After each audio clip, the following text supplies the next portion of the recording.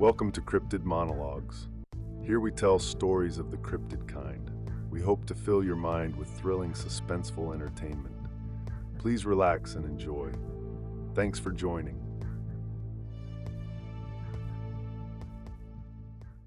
The Shadow in the Gila.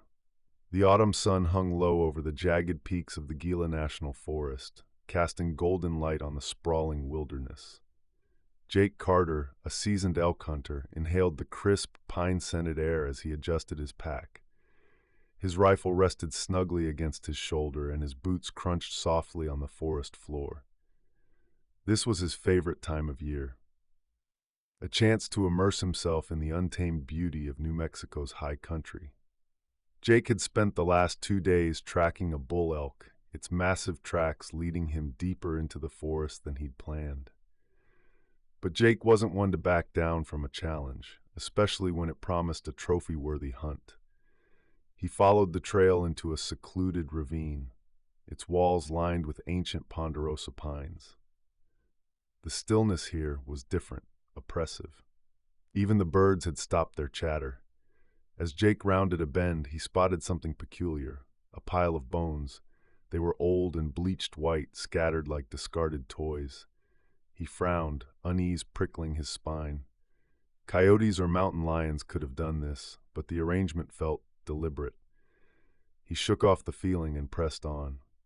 By late afternoon, Jake found fresh elk sign, scat and broken branches. He crouched to examine them, a smile tugging at his lips. The bull was close. He moved carefully, each step calculated to avoid snapping twigs. When he heard the soft rustle of movement ahead, he froze, his heart pounding.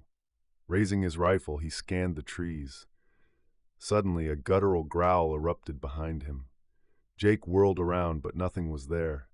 His breath quickened as he strained to listen. The forest seemed alive with whispers, faint and unintelligible.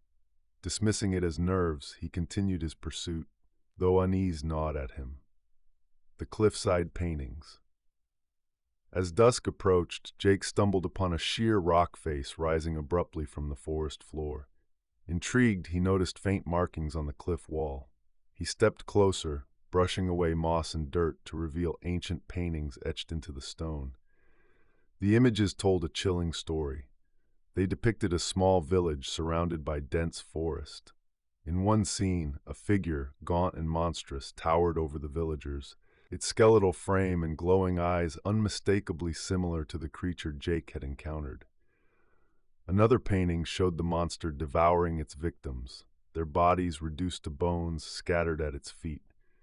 The final image showed the villagers setting fire to their homes and fleeing, the Wendigo's burning form etched in harrowing detail. Jake's stomach churned as he took in the gruesome tale. This was no ordinary legend. The artistry and detail suggested it was a warning, a record of something real. He snapped a few photos with his phone, though the eerie imagery left him feeling exposed, as if the act of observing had somehow invited the Wendigo closer. The encounter. As dusk fell, Jake set up a small camp on a ridge overlooking the ravine. The fire crackled, sending sparks into the cool night air. He ate in silence, his eyes scanning the darkening forest. The growl from earlier lingered in his mind. He was just settling into his sleeping bag when he heard it again, louder this time. A low, guttural sound that sent a chill down his spine. Grabbing his rifle, Jake stood and turned toward the sound. "Who's there?" he called, his voice steady despite the fear creeping in. The only reply was the whisper of the wind through the trees. Then, from the shadows, a figure emerged. It was tall, impossibly so, with elongated limbs and glowing eyes that pierced the darkness. The creature's face was skeletal, its mouth stretched into a grotesque grin. Jake's blood ran cold. He fired a shot, the crack echoing through the forest. The creature didn't flinch. Instead, it let out a bone-chilling scream that seemed to come from all directions at once. Jake backed away, his heart pounding. The creature didn't pursue but stood motionless, its glowing eyes following his every move. Jake didn't sleep that night. He sat by the fire, his rifle clutched tightly in his hands, watching the darkness. The creature never came closer, but its presence was palpable. He could feel it watching, waiting. The cabin. At first light, Jake decided to abandon the hunt and head back to his cabin, a 2-day hike away. The journey was grueling. Every snap of a twig or rustle of leaves set his nerves on edge. He felt the creature's presence, always just out of sight. When he finally reached his cabin, Jake bolted the door and loaded his rifle. The familiar space, with its sturdy walls and stocked shelves, offered little comfort. As night fell, the forest outside grew silent. Then came the voice. "Jake," it called, soft and melodic. Jake froze. It was his late wife's voice. "No," he whispered, shaking his head. "Jake," the voice repeated, closer now. "Come outside." Jake gripped his rifle, his knuckles white. "You're not real," he said aloud, trying to convince himself. But the voice was so familiar, so painfully real. The creature began circling the cabin, its footsteps heavy and deliberate. Occasionally it scratched at the walls, the sound like nails on a chalkboard. Jake's fear turned to anger. He wouldn't let this thing drive him mad. The confrontation. By dawn, Jake was exhausted but determined. He fashioned crude traps around the cabin, hoping to wound or slow the creature. As the sun rose higher, the forest seemed almost normal again. But Jake knew better. The creature attacked just after sunset. It slammed against the cabin door with inhuman strength, its screams echoing through the night. Jake fired through the window, but the bullet seemed to have little effect. The trap slowed it down but didn't stop it. "Jake," it called, soft and melodic. "Jake," the voice repeated, closer now. "Come outside. I want to talk to you." "No," Jake yelled. "You're not her." Desperate, Jake remembered the tales his grandfather had told him about Wendigos, creatures cursed by cannibalism and bound to the forest. The story spoke of fire as their only weakness. The creature's next assault splintered the cabin door. Jake, torch in hand, stood his ground as it slithered inside, its elongated limbs contorting unnaturally. He lit the torch, thrusting it forward. The creature recoiled, shrieking, but lunged again, swiping at Jake with claws sharp as razors. Jake barely dodged, the torch burning the Wendigo's arm. It screamed, a sound so piercing it rattled the windows. Fueled by adrenaline, Jake grabbed a second torch from the fire and lit it. Dual-wielding the flaming weapons, he pressed the attack, driving the creature back toward the door. The Wendigo lashed out, its claws grazing Jake's shoulder. Pain flared, but he didn't relent. With a guttural roar, he hurled one torch at its head. The creature staggered, flames licking its face. Seizing the moment, Jake ignited the kerosene-soaked floor near the doorway. The fire erupted, cutting off the creature's retreat. The Wendigo howled, its body consumed by flames. It thrashed wildly, crashing into the walls and sending embers flying. The cabin filled with smoke, and Jake coughed as he stumbled outside, watching from the yard as the inferno consumed both the Wendigo and his home. The monster's dying screams echoed through the forest, a haunting cacophony that finally faded into silence. Aftermath. Jake didn't sleep for 2 days, keeping the fire burning and his rifle close. When he finally felt it was safe, he packed his belongings and left the cabin, vowing never to return to the Gila National Forest. The experience haunted him. He would wake in the middle of the night, hearing his name called in that familiar voice. But he survived, and that was enough. Jake knew the forest held secrets beyond comprehension, and he was lucky to have escaped with his life. As he drove away from the wilderness, the peaks of the Gila fading in his rearview mirror, Jake couldn't shake the feeling that he was still being watched.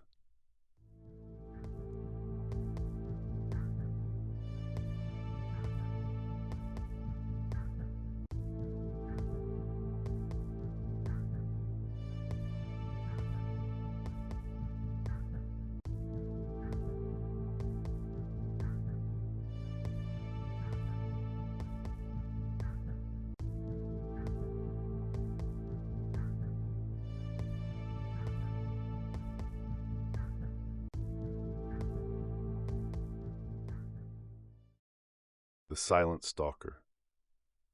The Utah desert stretched endlessly in every direction, a land of striking beauty and isolation. For Lisa Thompson, it was both her muse and her refuge. The 34-year-old wildlife photographer had spent years chasing the perfect shot in some of the most remote places on Earth. But it was here, amidst the ochre cliffs and whispering sagebrush, that she felt truly alive. Her days were a symphony of stillness and focus. She would rise before dawn, coffee in hand, to watch the sun paint the desert in shades of gold and crimson. Her mornings were spent hiking with her camera strapped to her chest, every step deliberate, every sound carefully noted. Coyotes, jackrabbits, desert lizards, they all became her silent companions, captured through her lens in moments of quiet intimacy. The house she called home was simple but perfect. A single-story adobe structure with wide windows that framed the rugged landscape. A bookshelf stuffed with photography books, field guides, and journals took up an entire wall in her living room. Her kitchen smelled perpetually of fresh ground coffee and the occasional whiff of sage she burned to keep the air clear and calm. Lisa wasn't lonely, at least that's what she told herself. She'd traded the noise and chaos of the city for solitude, leaving behind a failed relationship and the suffocating expectations of family and friends. Here, she was free. No deadlines except those set by the shifting light. No one to please except herself. Her closest human connection was the occasional phone call with her younger sister, Marcy, who lived in Seattle. Marcy often worried about her, asking questions Lisa found tiresome. What if something happens out there? What if you need help? Lisa would laugh and brush it off. The desert's safer than the city, she'd say, and it was true, until now. Lisa's isolation had always been her shield. Out here, the world couldn't touch her. But it also meant that when the shadows began to creep in, there was no one to call for help. The signs of change were subtle at first. A rattlesnake that didn't rattle, slithering silently past her on a morning hike, a hawk circling low overhead, its eyes fixed on her in a way that felt more like observation than instinct. Lisa chalked it up to her imagination, the byproduct of too much time alone. That night, she'd poured herself a glass of wine and sat on the porch, gazing at the stars. The desert sky was a masterpiece, the kind of view that made her feel small and infinite all at once. But even as she marveled at the constellations, unease tugged at her. The usual night sounds were absent, the chirp of crickets, the occasional yip of a coyote. The silence pressed against her like a held breath. She told herself it was nothing. She was tired, that was all. The desert could play tricks on the mind, but when she went inside and locked the door behind her, she caught her reflection in the window. For just a moment, it didn't look like her. The face staring back was familiar, but the eyes, those eyes glowed faintly, as if lit by some internal fire. Lisa blinked, and it was gone. Her reflection normal again. "Get a grip," she muttered, shaking her head. By the time she climbed into bed, the unease had dulled into the background hum of her thoughts. She was asleep within minutes, lulled by the faint rustle of the wind. She didn't know it yet, but her sanctuary was about to become a prison. Lisa had been editing photos on her laptop when the sound first reached her, so faint it could have been the wind, a soft tap, tap, tap, rhythmic and deliberate. She paused, her fingers hovering over the keyboard, straining to hear. The sound came again, this time from the direction of the living room window. Her first thought was of the wind rattling a loose branch, though she couldn't recall any trees close enough to reach the house. Rising from the couch, Lisa moved toward the window, her socked feet silent against the adobe floor. The desert outside was bathed in pale moonlight, the sand and rocks glistening like silver. She flipped off the light to avoid the glare on the glass and peered out. Nothing. Her porch light cast a dim yellow glow across the yard, revealing the usual barren expanse.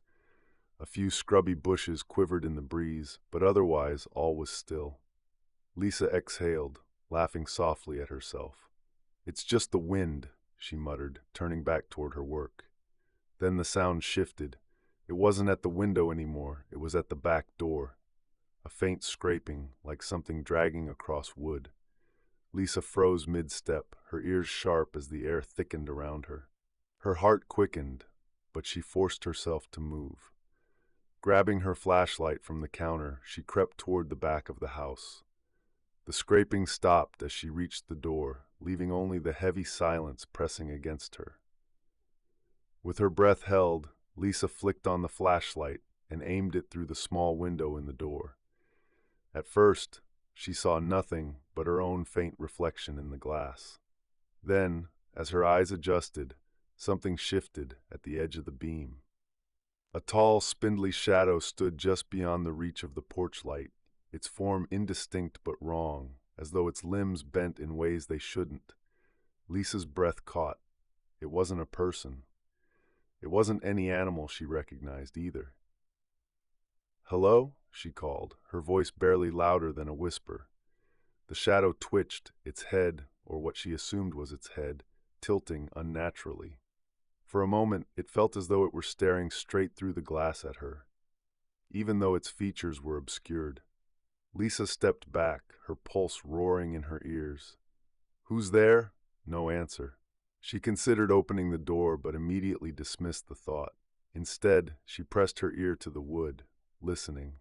The other side was silent, no wind, no footsteps, just silence so profound it made her stomach churn. Then came the knock, a single deliberate thud against the door. Lisa stumbled back, nearly dropping the flashlight. She stared at the door, her mind racing. It wasn't a human knock. It was heavier, almost mechanical, like something large testing the barrier. Summoning her courage, she stepped forward again and shouted through the door. "Whoever you are, leave now. I'm calling the police." A pause, followed by a sound that made her blood turn to ice. A low, guttural chuckle, faint but unmistakable. Lisa bolted to the kitchen, grabbed her phone, and dialed 911. But when she lifted the receiver to her ear, she heard no dial tone, only static, laced with what sounded like faint whispers. She hung up and tried again, her hands trembling. The static returned, this time accompanied by something worse, a voice. Lisa, her own name, drawn out in a distorted, rasping tone. She dropped the phone, her breath coming in gasps as she pressed her back against the counter. Her eyes darted to the back door, expecting it to burst open at any moment. The knocking stopped. For a long moment, there was silence again, broken only by her ragged breathing. Lisa crept back toward the door, gripping the flashlight like a weapon. She peeked through the window once more. The shadow was gone. Only the faint impressions in the sand remained. A trail of elongated footprints leading away from the house, disappearing into the vast, empty desert. Lisa locked the door and backed away, her mind spinning. She didn't know what she had just witnessed, but one thing was certain. She was no longer alone in the desert. The first rays of sunlight crept through Lisa's curtains, bathing the room in a pale, golden glow. She hadn't slept. The night had stretched on, every creak of the house, every sigh of the wind sending fresh waves of paranoia through her. When dawn finally arrived, Lisa forced herself to move. If she stayed locked inside, the fear would consume her. She needed to face it, to prove to herself that there was a rational explanation. Clad in a flannel shirt and jeans, her boots crunching on the dry ground, Lisa stepped into the morning chill. The desert felt different today. The air was heavy, almost suffocating, and the familiar sounds of waking birds and rustling brush were absent. She started at the back door, where the first knock had come. Her flashlight had revealed footprints the night before, but in the light of day, they were even more disturbing. The impressions were deep, too deep for a human stride, with toes that ended in sharp points, like claws. The gait was unnatural, wide, erratic, as if whatever had made them moved on all fours but had occasionally stood upright. Lisa crouched, running her fingers over the edges of the tracks. The desert floor was hard and dry, meaning it would take significant weight to leave prints this distinct. She snapped a few photos, her hands still trembling slightly. The trail led away from the house, weaving between scrub bushes and jagged rocks. It was as if the creature had lingered, pacing, circling, before retreating into the open expanse of sand and stone. Lisa followed the trail cautiously, her senses on high alert. The sunlight offered little comfort. The wide-open landscape felt more exposed than safe. Every shadow seemed to shift, every whisper of the wind carrying something darker. About 50 yards from the house, she found something that made her stomach churn. A dead rabbit, its body torn apart. The blood was fresh, its bright crimson stark against the pale sand. Lisa knelt beside it, noticing how the marks on its body mirrored the clawed footprints she had been tracking. The desert wasn't kind to its inhabitants, but this wasn't natural. It wasn't predation for survival. This was something else. A chill ran through her as she stood and scanned the horizon.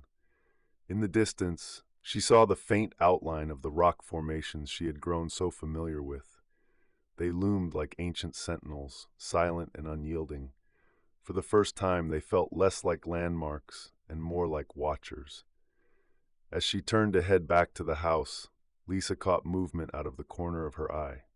She froze, her breath hitching as her eyes locked onto a figure perched on a distant ridge. It was humanoid, impossibly tall and utterly still. Its silhouette stood out starkly against the clear blue sky, limbs too long and posture unnervingly hunched. Lisa's heart raced as she fumbled for her camera, lifting it to her face with shaking hands. Through the lens, the figure came into sharper focus. Its skin was pale and almost translucent, its eyes reflecting the sunlight in a way that made them glow. The moment her finger pressed the shutter, it moved. 1 second it was there, the next it was gone, disappearing behind the ridge in an unnaturally fluid motion that made her stomach lurch. Lisa lowered the camera, her chest heaving. She was rooted to the spot, torn between running back to the house and pursuing the figure. Her instincts screamed at her to retreat, but her curiosity burned hotter. Before she could decide, the wind shifted, carrying with it a faint but unmistakable sound. Laughter. Deep and guttural, it echoed off the rocks surrounding her. Lisa turned on her heel and ran, the desert blurring around her as she sprinted back to the house. She slammed the door behind her and locked it, leaning against it as she tried to catch her breath. The morning sun streamed through the windows, but it no longer felt warm. Lisa knew now that she hadn't imagined the events of the night before. Something was out there, something that didn't belong, and it was watching her. The next morning, Lisa woke to an unnervingly normal day. The desert outside her window shimmered in the rising heat, unchanged, as if mocking the terror she had felt just hours before. The clawed footprints and the torn rabbit carcass were gone, erased by the shifting sands and the relentless desert wind. She had half expected another encounter that night, a knock at the window, a shadow in the distance, anything, but it never came. The silence stretched into days, an oppressive, waiting kind of quiet that gnawed at Lisa's nerves. By the third day, she began to wonder if she had imagined it all. To distract herself, Lisa threw herself into work. Her days were spent hiking through the nearby canyons, photographing rock formations, insects, and the occasional jackrabbit. She tried to reclaim her routine, but the unease never quite left her. Every time she raised her camera, she half expected to find something unnatural staring back through the lens. At night, the house felt heavier than usual. The walls seemed closer, the shadows deeper. She avoided looking out the windows, especially after dark, and kept every door and window locked. Sleep came in fits, interrupted by dreams of glowing eyes and distorted laughter. Lisa debated calling her sister Marcy for comfort. But what would she say? That the desert was getting to her? That she'd seen something she couldn't explain? Marcy would only worry, maybe beg her to come back to the city. But Lisa wasn't ready to leave. This was her home, and she wasn't going to abandon it because of a few nights of terror. Still, the tension grew with each passing day. On the fourth day, she decided to do something she hadn't done in years: visit a nearby town. The tiny settlement of Red Bluff, a good 45-minute drive from her house, was little more than a general store, a diner, and a handful of scattered homes. Lisa sat at the diner counter, nursing a cup of coffee while her camera bag rested at her feet. The waitress, an older woman with sharp eyes and a kind smile, commented on Lisa's pale complexion. "You okay, sweetheart? You look like you've seen a ghost." Lisa hesitated before answering. "I've just been a little on edge lately." The waitress nodded knowingly. "The desert will do that to you. Long nights out there can mess with your mind." "Have you ever seen anything strange out there?" Lisa asked cautiously. The waitress's smile faltered. Her eyes darted to the man sitting in the booth behind Lisa, an older rancher with a weathered face and sun-bleached hat. He had been listening quietly, his coffee untouched. "Depends on what you mean by strange," the rancher said, his voice gravely. Lisa turned to him. "I mean things that shouldn't be there. Shapes, sounds." He studied her for a long moment, his gaze heavy. "You're out near the ridge, aren't you?" Lisa nodded. The rancher leaned back in his seat, his expression grim. "Folks around here don't go near that stretch after dark." Always been stories. Shadows that move when they shouldn't. Things you hear that don't make sense. Most people chalk it up to superstition, but... He trailed off, looking away. "But what?" Lisa pressed. He hesitated before meeting her eyes again. "But some things ain't meant to be explained." Lisa left the diner unsettled but determined. She wasn't one to be scared off by vague warnings or old legends, and yet, as she drove back toward her house, the weight of the rancher's words lingered. That night, as she locked her doors and closed her curtains, she told herself again that it was over. But deep down, she knew the quiet wouldn't last forever. The fifth night began like the others, still and unnervingly quiet. Lisa tried to focus on editing the photos she had taken earlier that day, but her thoughts were scattered, her nerves raw. The walls of the house felt closer than ever, the air heavier. By midnight, she gave up on sleep and sat on the couch with her camera in hand, its strap wrapped tightly around her wrist like a talisman. She told herself it was just another quiet night. She told herself the worst was behind her. She was wrong. It started with a sound, a low, resonant hum that seemed to vibrate through the walls. Lisa froze, her fingers tightening around the camera. The hum grew louder, more guttural, like the growl of some enormous beast. Then came the knock. Not the tentative taps from before, but a violent, thunderous pounding that shook the door on its hinges. Lisa leapt to her feet, heart hammering as she stumbled back. "Who's there?" she shouted, though her voice trembled. The pounding stopped. Silence. Lisa grabbed the flashlight from the counter and crept toward the door. Her eyes darted to the windows, but the curtains were drawn tight. Her breathing was shallow, every step deliberate, every nerve screaming for her to turn back. Then, with an ear-splitting crack, the back door burst open. Lisa spun around as a blast of cold desert air rushed into the house. The thing standing in the doorway was worse than she had imagined. It was tall, at least 7 feet, but hunched, its elongated limbs clawing at the doorframe as it pulled itself inside. Its skin was mottled and pale, stretched taut over a skeletal frame. Its face was a grotesque parody of human features, with glowing eyes that burned like embers and a mouth full of sharp, jagged teeth. It moved with an unnatural fluidity, stepping into the house as though it belonged there. Lisa screamed and bolted for the kitchen, her mind racing. She grabbed a knife from the counter and turned to face the creature, her pulse pounding in her ears. "Stay back!" she shouted, her voice cracking. The creature tilted its head, emitting a guttural, mocking laugh that echoed through the room. It moved closer, its glowing eyes locked onto hers. Lisa backed away, clutching the knife like her life depended on it. Her foot caught on the edge of a chair, and she stumbled, barely catching herself. The creature lunged. She swung the knife wildly, the blade slicing through the air and grazing the creature's arm. It let out a deafening screech, recoiling as black ichor dripped from the wound. Lisa didn't wait for it to recover. She darted past it, adrenaline propelling her toward the front door. The creature's claws swiped at her, catching the edge of her shirt and tearing it. She stumbled but didn't stop, flinging the door open and sprinting into the night. The desert was a blur as she ran, the cold air biting at her skin. She could hear it behind her, its inhuman growls growing louder, closer. She tripped over a rock, falling hard onto the sand. The creature was on her in an instant, its claws raking through the air as she rolled to the side. Her camera, still strapped to her wrist, slammed into the ground, but she didn't let go.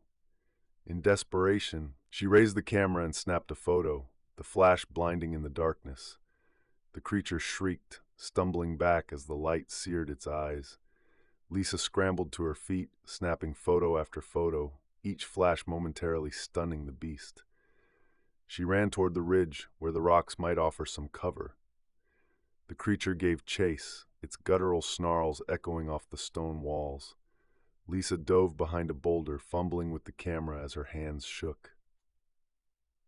She switched it to video mode, the red recording light blinking faintly in the dark. "Come on," she whispered, her breath ragged. "Come on, you bastard!" The creature appeared on the other side of the boulder, its glowing eyes narrowing as it lunged. Lisa swung the camera at its head, the impact knocking it off balance. She darted around the boulder, grabbing a large, jagged rock from the ground. As the creature turned, she brought the rock down on its head with all her strength. The creature let out a final, piercing screech before collapsing to the ground, its body convulsing violently.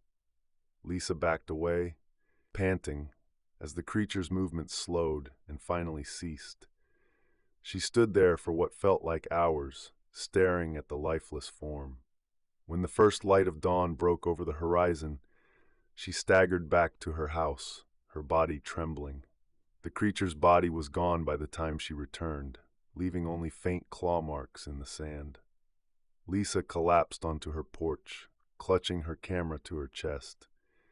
When she finally found the courage to review the footage, her blood ran cold. The creature was there, clear as day, its glowing eyes staring back at her through the lens. Lisa knew she couldn't stay. The desert, once her sanctuary, had become her prison. As she packed her belongings, she felt the weight of the creature's gaze lingering, as though it were still watching, waiting for her to let her guard down. She left that day, never looking back. But even in the safety of the city, Lisa couldn't escape the feeling that the desert's shadows were still following her, waiting for the right moment to strike again.